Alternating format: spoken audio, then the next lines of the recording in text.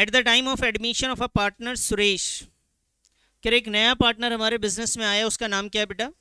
Suresh. Assets and liabilities Ramesh and Naresh वो revalued. पहले से कौन थे हमारे बिजनेस में? रमेश और नरेश। तो उनका जो एसेट्स और लाइबिलिटी है वो हमने रीवैल्यूड किया। अब रीवैल्यूड किया तो ध्यान से समझते हैं, पहली रीवैल्यूएशन क्या करी इन्होंने। ये कहते हैं provision for doubtful debts 10% was made on Sunday debtors. बेटा ये प्रोविजन बना रहे हैं डाउटफुल डेट्स के।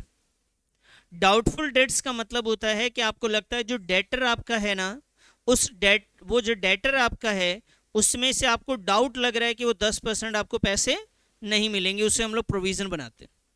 प्रोविजन हम तब बनाते हैं किसी भी चीज़ का जब हमें एस्टिमेटेड वैल्यू लेनी होती है फ्यूचर में किसी नुकसान के लिए।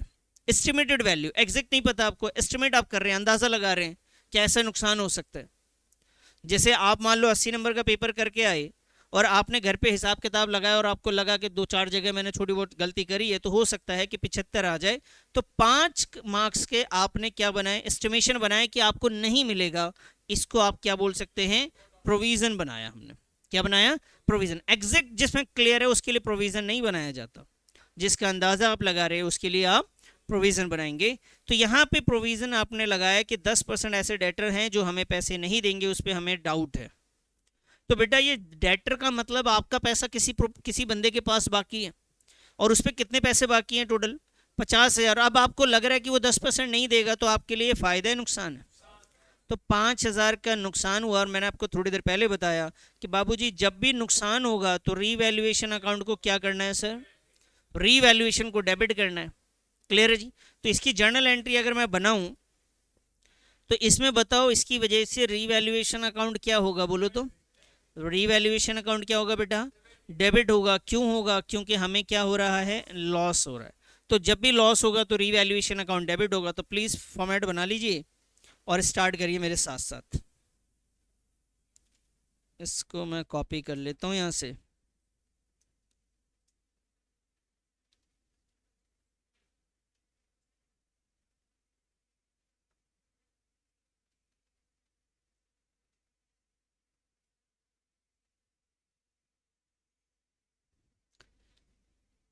फोर्टी टू बी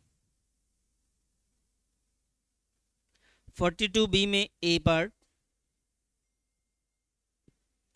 42B का ए part.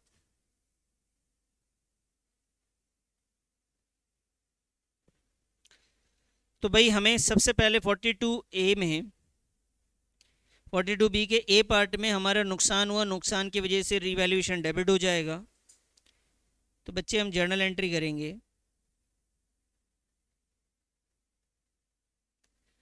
Revaluation account debit to, तो लिखेंगे बेटा provision for doubtful debts account. और ये वैल्यू रहेगी बेटा 50,000 का 10%, ये आ जाएगा जी 5,000।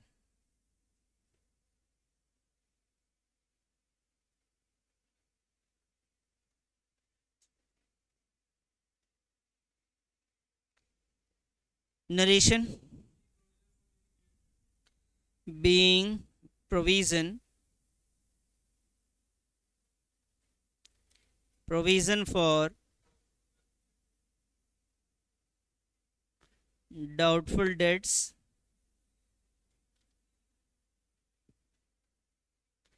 being provision for doubtful debts created,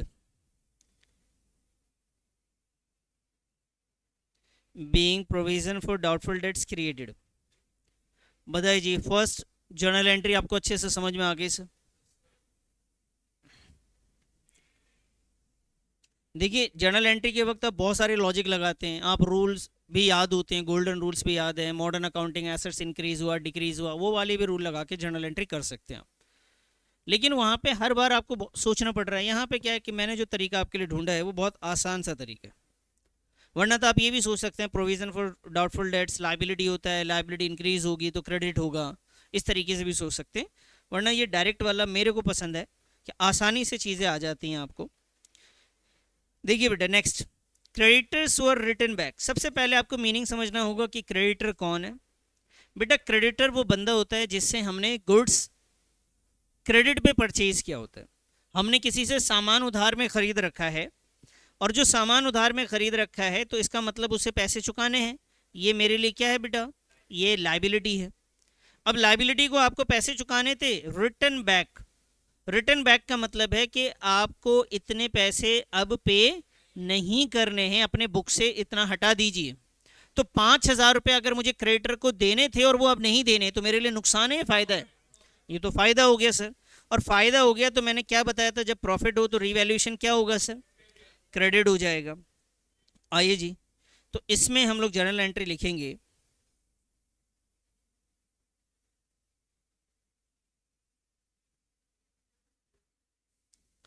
revaluation account, और डेबिट में लिखेंगे sir creditors account debit to revaluation account.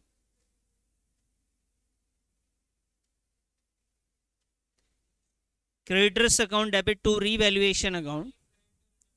बहुत बढ़िया सर। बीइंग क्रेडिटर्स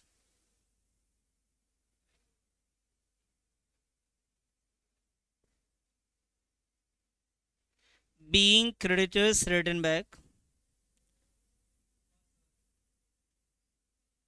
वैल्यू है बेटा 5,000। Being creditors return back. और आप ऐसे भी पढ़ सकते हैं कि sir sir sir sir sir ये लाइबिलिटी थी ना सर, लाइबिलिटी की वैल्यू कम हो गई तो सर डेबिट होता है, हमने बचपन में पढ़ा था। तो ये भी यूज़ कर सकते हैं, लेकिन इससे थोड़ा सा कॉम्प्लिकेशन बढ़ जाएगी। आइए जी, बताइए इतनी दोनों पॉइंट समझ में आए, हाँ या ना? Third, building was appreciated by 20%। Building was appreciated by, तो भाई ये कह रहे हैं कि बिल्डिंग अप्रिशिएट हो गया, यानी बिल्डिंग की वैल्यू 20% से बढ़ गई है, इंक्रीज हो गई है। फायदा है नुकसान है? भाई आपके पास कोई बिल्डिंग है जिसे आप ऑन कर रहे हो, उसकी वैल्यू 2 लाख है और उसकी वैल्यू बढ़ जाए, तो आपके लिए फायदा है नुकसान है? फायदा है सर। फायदा है तो बताओ रीवैल्यूएशन को क्या करोगे? तो सी में आ जाइए।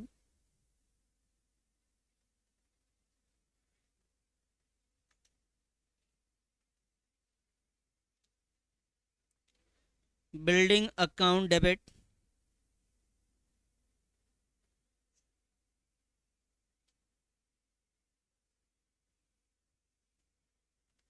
To revaluation account.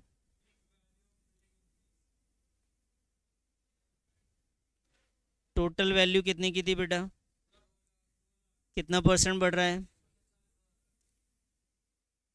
तो ये आया जी 40,000 रुपये।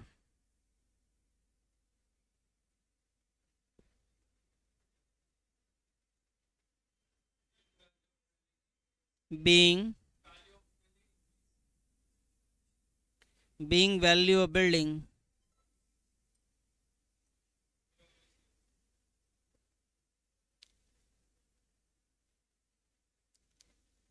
appreciated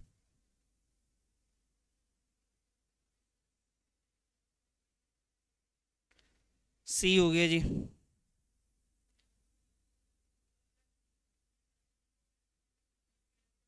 डी पे आ जाए।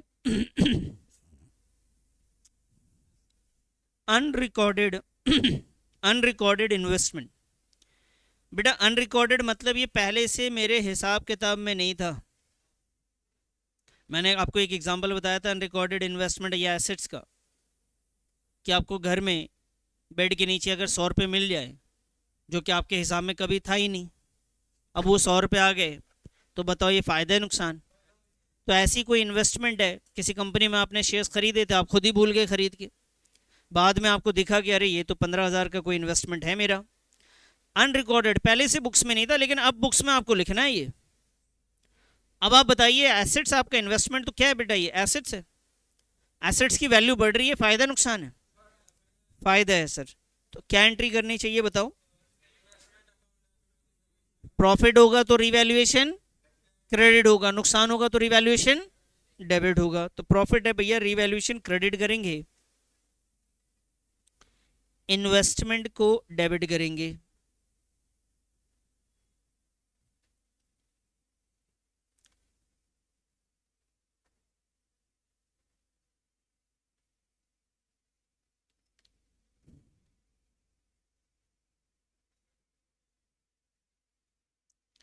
बीइंग unrecorded investment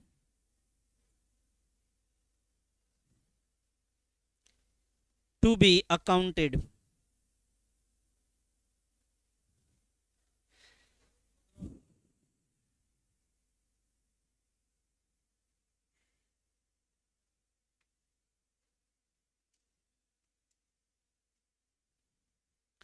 बताइए बच्चे, समझ में आई बात? क्या बताया? जब प्रॉफिट होगा तो रिवैल्यूएशन क्रेडिट होगा, नुकसान होगा तब डेबिट होगा। आइए जी, हमने डी कर लिया, C B A. E, a provision for 2000 made for outstanding bill for repair.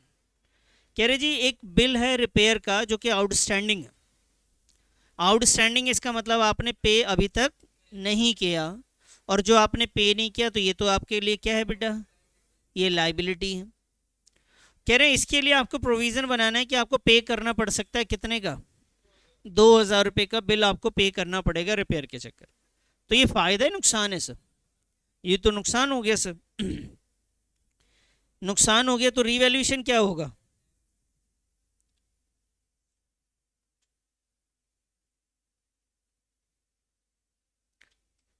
Revaluation account debit,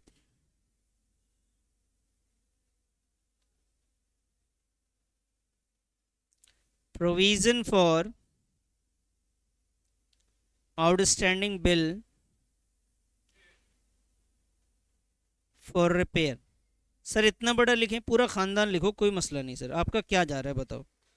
exam में वहां पे मिलेगा ही शीट, आपको जितना लिखना है लिखो।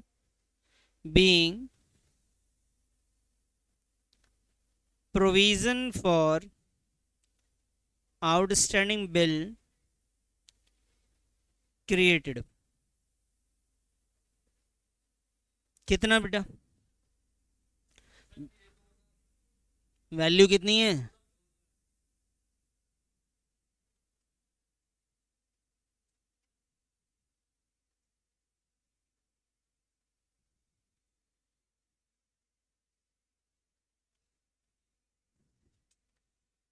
बताइए जी, समझ में आई बात? चलें सर आगे बढ़े, डी पे आए। डी हो गया ना? अरे सी डी, अच्छा ई हो गया, एफ आएगा, मैं सी समझ रहा था उसे। अनरिकॉर्डेड लाइबिलिटी सर, कोई लाइबिलिटी हमने पहले से नहीं लिख रखा था, अनरिकॉर्डेड था। अनरिकॉर्डेड लाइबिलिटी इसका मतलब इसे बुक्स में लिखना है।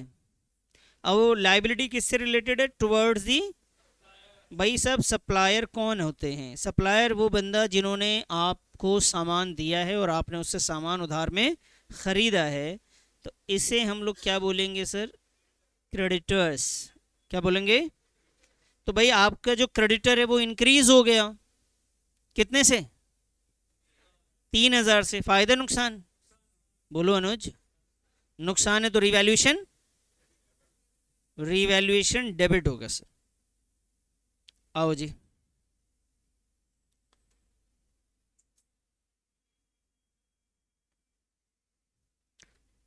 revaluation account debit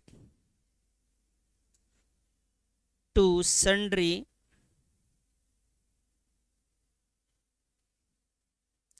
creditors account being unrecorded liability towards creditor to be accounted।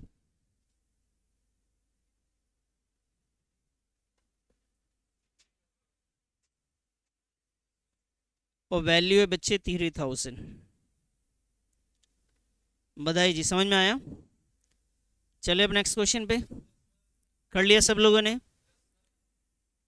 तो देखो ये बात आपको आसान सिर्फ इस वजह से लग रही है कि आपको ये याद है कि रीवैल्यूएशन डेबिट होता है जब भी नुकसान होता है, रीवैल्यूएशन क्रेडिट होता है जब भी प्रॉफिट होता है, और यही भूल गए तो सब जीरो हो जाएगा। आइए क्वेश्चन नंबर 43 काफ़ी इंपॉर्टेंट है, हर टाइप के क्वेश्चन कवर हो रहे हैं इसमें। आइए जी क्वेश्चन नंबर 43, ध्यान से देखिएगा बेटा इधर।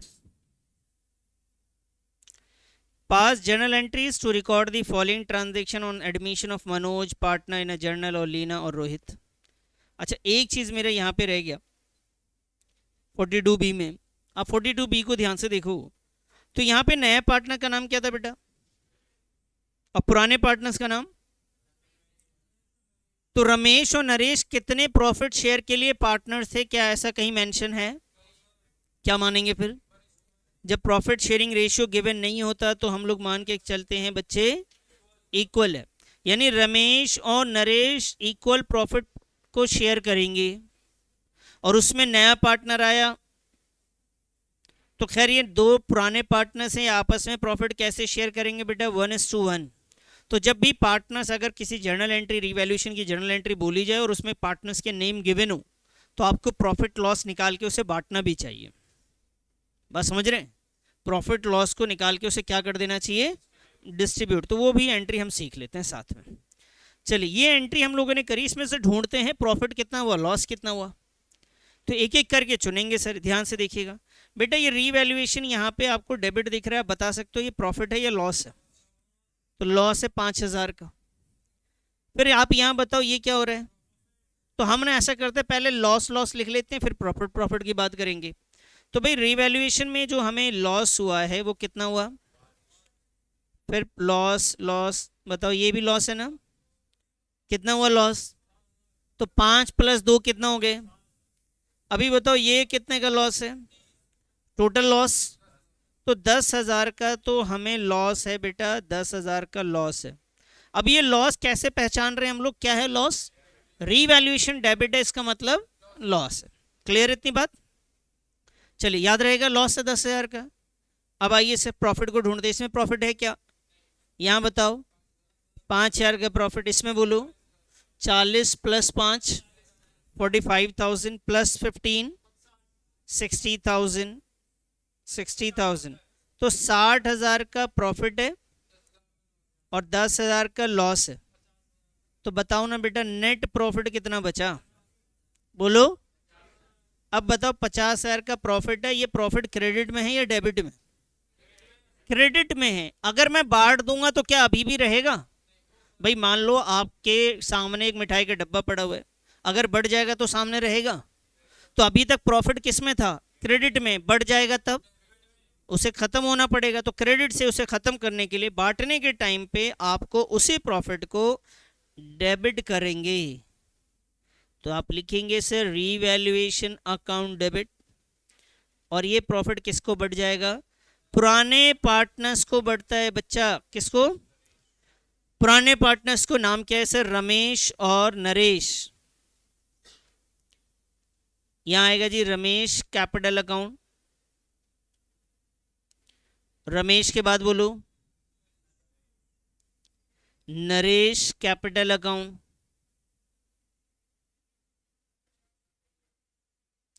Ramesh capital account. और तो टोटल जो प्रॉफिट अपने पास आया सर कितना आया? 50, और उसमें से आपस में बांट देंगे बराबर बराबर 25-25। भाई प्रॉफिट बांट रहे ना, यहां लिखेंगे रीवैल्यूएशन प्रॉफिट